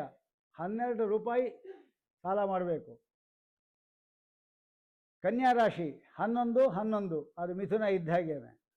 ಮೀನರಾಶಿಗೆ 8 ಆಯ, 11 ವ್ಯಯ. ಹೀಗೆ ಆಯವ್ಯಯಗಳನ್ನು, ಕಂದಾಯಗಳನ್ನು ಮತ್ತು ಜನ್ಮ ನಕ್ಷತ್ರದ ಸಂಕ್ರಮಣ ಫಲ ಏನಿದೆ ಅದನ್ನು ಇದೆಲ್ಲ ನೋಡಿಕೊಂಡು ನಾವು ಈ ನಮ್ಮ ಜೀವನವನ್ನು ರೂಪಿಸ್ಕೊಂಡು 1 ವರ್ಷ ಹೀಗೆಲ್ಲ ಆಗಿದೆ. ಇದೆಲ್ಲ ನಮಗೆ ಯಾವುದು ಮುಂದೆ ಯಾವ ರೀತಿ ಜೀವನ ಮಾಡಬೇಕು ಎಂಬುದನ್ನು ತಿಳಿಸ್ಲಿಕ್ಕೋಸ್ಕರವಾಗಿ ಪೂರ್ವಭಾವಿಯಾಗಿ ನಮಗೆ ಸ್ಥೂಲವಾಗಿ ವಿಚಾರ ಕೊಟ್ಟಿದ್ದಾರೆ. ಅಂದರೆ ಎಚ್ಚರಿಕೆ ವಹಿಸ್ಲಿಕ್ಕೋಸ್ಕರ ಕೊಡ್ತಾ ಇದ್ದಾರೆ. ಅಂತಹ ಎಚ್ಚರಿಕೆ ಇರತಕ್ಕಂಥದ್ದು ಸರಿಯಾಗಿ ತಿಳ್ಕೊಂಡು ನಾವು ವಿಶೇಷವಾಗಿ ಪರಮಾತ್ಮನನ್ನು ಸ್ತೋತ್ರ ಮಾಡಿ, ಆಯ ಕೊಟ್ಟರು ನಿನಗೆ ಸೇರಬೇಕಾಗಿದ್ದೆ, ವ್ಯಯ ಕೊಟ್ಟರು ನಿನಗೇನೆ, ಆಯಾ ವ್ಯಯ ನೀನೇ. ಆದ್ದರಿಂದ ಏನು ಕೊಟ್ಟರು ನಿನ್ನ ಪಾದಾರವಿಂದದಲ್ಲಿ ಭಕ್ತಿಯಿಂದ ಮಾತ್ರ ತೆಗೆಸಬೇಡ ಅಂತ ಹೇಳಿಬಿಟ್ರೆ ಯೋಗಕ್ಷೇಮಂ ವಹಾಮ್ಯಹಂ ಅಂತ ಹೇಳಿದ್ದಾರೆ. ಹೀಗೆ ಈ ಒಂದು ವತ್ಸರಾದಿ ಆಗಿರತಕ್ಕಂಥ ಯುಗಾದಿಯಲ್ಲಿ ಕೇವಲ ಬರೀ ಇದನ್ನು ಮಾತ್ರ ಓದ್ಕೊಂಡು ಹೋದರೆ ನಮಗೇನು ಪುಣ್ಯ ಏನು ಬರಲ್ಲ. ಅದಕ್ಕೆ ಪರಮಾತ್ಮನ ಒಂದು ಕಥೆಯೂ ಕೂಡ ಸೇರಲಿ ಎಂಬ ಉದ್ದೇಶದಿಂದ ಬೇರೆ ಬೇರೆ ಮೂಲಗಳಿಂದ ಇದಕ್ಕೆ ಸಂಬಂಧಪಟ್ಟಿರತಕ್ಕಂಥ ಕಥೆಗಳನ್ನು ಹೇಳಿದ್ದೇನೆ. ಆದ್ದರಿಂದ ಆ ಪರಮಾತ್ಮ ಸಂವತ್ಸರಕ್ಕೆ ನಿಯಾಮಕನಾದ, ಈ ಪರಾಭವನಾಮ ಸಂವತ್ಸರಕ್ಕೆ ನಿಯಾಮಕನಾಗತಕ್ಕಂಥ ಪರಮಾತ್ಮ ಏನಿದ್ದಾನವನು ಯಾರಿಂದಲೂ ಕೂಡ ನಮಗೆ ಪರಾಭವ ಆಗದಂತೆ, ಆಗೋದಿದ್ದರೆ ಪರಮಾತ್ಮನಿಂದಲೇ ಪರಾಭವ ಆಗಲಿ, ಪರವಾಗಿಲ್ಲ. ಅವನಿಂದ ಪರಾಭವ ಆಗಿದೆ ಅಂತ ತಂದೆ ಒಂದೇಟು ಹೊಡೆದ್ರೆ ನಮಗೆ ಏನು ಬೇಜಾರೇನಾಗಲ್ಲ, ಪರವಾಗಿಲ್ಲ, ಇನ್ನು ಬುದ್ಧಿ ಕಲ್ತ್ಕೊಳ್ತೀವಿ ನಾವು. ಹಾಗೆ ಅಂತಹ ಪರಾಭವ ನಾಮಕ ಪರಮಾತ್ಮ ಪರ ಉತ್ಕೃಷ್ಟವಾದ ಅಭವ ಅಂತ ಹೇಳಿದ್ನಲ್ಲ, ಸಂಸಾರ, ಭವ ಅಂದರೆ ಸಂಸಾರ, ಅದನ್ನು ಕಳೆದು ಮೋಕ್ಷವನ್ನು ಕೊಡುವಂತಾಗಲಿ ಅಂತಹ ಪರಮಾತ್ಮನನ್ನು ಯಥಾಶಕ್ತಿ ಯಥಾಮತಿ ಇಲ್ಲಿ ಸ್ಮರಣೆ ಮಾಡಿದ್ದೇವೆ. ಇದರಿಂದ ಈ ವರ್ಷ ಪೂರ್ತಿ ಈ ಒಂದು ನಮ್ಮ ಚಾನೆಲ್ಗಳ ಮೂಲಕವಾಗಿ ನೀವು ಯಾವುದನ್ನು ನೋಡಿದ್ದೀರಿ ಅವರೆಲ್ಲರೂ ಕೂಡ ಅವರಿಗೆ ವಿಶೇಷವಾಗಿರತಕ್ಕಂಥ ಪರಮಾತ್ಮನಲ್ಲಿ ಭಕ್ತಿ ಎಲ್ಲ ಉಂಟಾಗಿ ನಿಮ್ಮ ಅನಿಷ್ಟಗಳೆಲ್ಲ ಪರಿಹಾರ ಆಗಿ ಮುಂದಿನ ವರ್ಷಕ್ಕೆ ನಾವು ಕೇಳ್ಕೋಬೇಕು ಯಾವತ್ತೂ ಕೂಡ, ಸ್ವಾಮಿ ವಿಶ್ವಾವಸುನಾಮ ಸಂವತ್ಸರದಿಂದ ಈ ಪರಾಭವನಾಮ ಸಂವತ್ಸರದವರೆಗೂ ಕೂಡ ನೀನು ನಮ್ಮನ್ನು ರಕ್ಷಣೆ ಮಾಡಿದ್ದೀಯಲ್ವ, ನಿನ್ನಂಥ ದಯಾಮಯ ಯಾರಿದ್ದಾರೆ. ಆದ್ದರಿಂದ ಈಗ ಏನು ಪರಾಭವನಾಮ ಸಂವತ್ಸರ ಬರ್ತಾ ಇದೆ, ಅಲ್ಲಿಂದ ಮುಂದೆ ಪ್ಲವಂಗ ಅಂತ ಒಂದು ಬರುತ್ತೆ, ಅಲ್ಲಿವರೆಗೂ ನೀನು ನಮಗೆ ಎಲ್ಲ ರೀತಿ ರಕ್ಷಣೆ ಮಾಡಬೇಕು. ನಮ್ಮ ಹೆಂಡತಿ ಮಕ್ಕಳು ಮನೆ ಮಠ ಆಸ್ತಿ ಪಾಸ್ತಿ ನಮ್ಮ ದೇಹ ಶರೀರ ಎಲ್ಲವೂ ಕೂಡ ನಿಮ್ಮ ಪಾದಾರವಿಂದ ಅರ್ಪಣೆ ಮಾಡಿದ್ದೇವೆ. ರಕ್ಷಣೆ ಮಾಡತಕ್ಕಂಥದ್ದು ನೀನು ಅಂದರೆ ಅದು ಇನ್ಶೂರೆನ್ಸ್ ಮಾಡಿದಾಗೆ. ಹೋದ ವರ್ಷ ನಾವು ಇನ್ಶೂರೆನ್ಸ್ ಮಾಡಿಸಿದ್ವಲ್ಲ, ಇಲ್ಲಿವರೆಗೂ ಯಾವ ತೊಂದರೆ ಮಾಡಿಲ್ಲ. ಈ ವರ್ಷ ಕೂಡ ಇನ್ಶೂರೆನ್ಸ್ ಮಾಡಿಸ್ಬಿಟ್ರೆ ನಿಶ್ಚಿಂತೆಯಂತೆ ಇರ್ಬೋದು. ಅಲ್ಲಿ ಇನ್ಶೂರೆನ್ಸ್ ಅಂದರೆ ಏನು ಅರ್ಥ? ಅದಕ್ಕೆ ಇನ್ಶೂರೆನ್ಸ್ ಅಂದರೆ ಅರ್ಥ ಏನು ಅಂದರೆ ಬ್ರಹ್ಮಾರ್ಪಣಂ ಬ್ರಹ್ಮ ಹವಿಹಿ ಬ್ರಹ್ಮಾಗ್ನೌ ಬ್ರಹ್ಮಣಾಹುತಂ, ಇದೇನು ಗೀತೆ ಹೇಳಿದೆ ಅದೇನೆ. ಸ್ವಾಮಿ ನಿಂಗೆ ಅರ್ಪಣೆ ಮಾಡಿದ್ದೇವೆ ಅಂತ ಹೇಳಿಬಿಟ್ರೆ ಅದೇ ಇನ್ಶೂರೆನ್ಸ್. ಆ ರೀತಿ ನಾವೆಲ್ಲ ಮಾಡಿದ್ದೇವೆ. ಹಾಗೆ ನಮ್ಮ ಶಿಷ್ಯರಾಗಿರ್ಬೋದು, ಯಾರ್ಯಾರು ನಮ್ಮ ಉಪನ್ಯಾಸವನ್ನು ಕೇಳಿ ಆ ಪರಮಾತ್ಮನ ಕಡೆ ತಿರುಗಿದ್ದಾರೆ ಅವರಾಗಿರ್ಬೋದು, ಅಥವಾ ಯಾರ್ಯಾರು ಪಾಠಕ್ಕೆ ಬರ್ತಾರೆ ಅವರಾಗಿರ್ಬೋದು, ಅಥವಾ ಬೇರೆ ನಮ್ಮ ಉಪನ್ಯಾಸಗಳೆಲ್ಲ ಕೇಳಿರ್ಬೋದು, ಅವರೆಲ್ಲರಿಗೂ ಕೂಡ ಮುಖ್ಯವಾಗಿ ನಮ್ಮ ಮೋದಿಯವರು ಏನಿದ್ದಾರೆ ಅವರಿಗೆ ಮತ್ತು ಆ ಯೋಗಿ ಇದ್ದಲ್ಲ ಅಂಥವ್ರಿಗೆ, ನಮ್ಮ ಕರ್ನಾಟಕಕ್ಕೆ ಆ ಯೋಗಿ ಅಂಥವ್ರು ಬರುವಂತೆ ನೀವೆಲ್ಲ ಪ್ರಾರ್ಥನೆ ಮಾಡಿಕೊಂಡ್ರೆ ಬರ್ಬೋದೇನೋ. ಆ ಪರಾಭವ ಈಗಿದ್ದಾರಲ್ಲ ಅವ್ರಿಗಾಗಬೇಕು, ಆದರೆ ಜಯ ಎಲ್ಲ ನಮಗಾಗಬೇಕು. ಅದು ಕಾಲ ಸದ್ಯದಲ್ಲೇ ಬರುತ್ತೆ, ಬರಲ್ಲ ಅಂತೇನಿಲ್ಲ. ಅದಕ್ಕಾಗಿ ನಾವು ಕಾಯ್ತಾರಣ ಅಂಥೇಳಿ ಇದರಿಂದ ಪರಮಾತ್ಮ ಪ್ರೀತನಾಗಲಿ ಅಂತೇಳಿ ಮುಗುತ್ತದೆ. ಕೃಷ್ಣಾರ್ಪಣಮಸ್ತು. ಸರ್ವೇ ಜನಾಃ ಸುಖಿನೋ ಭವಂತು. ಸಮರ್ಥನ್ ಮಂಗಳಾನಿ ಭವಂತು.